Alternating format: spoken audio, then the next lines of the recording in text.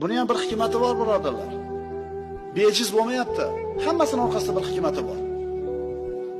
Al-Akram, o'ta karamli, ulug' Robbimiz aytadi: "Ey bandalarim, meni bir narsani sizlarga berishim, ikrom qilishim emas. O'sha narsani bermay qo'yishim, xorlashim emas. Ato qilishim sinov, man qilishim davo."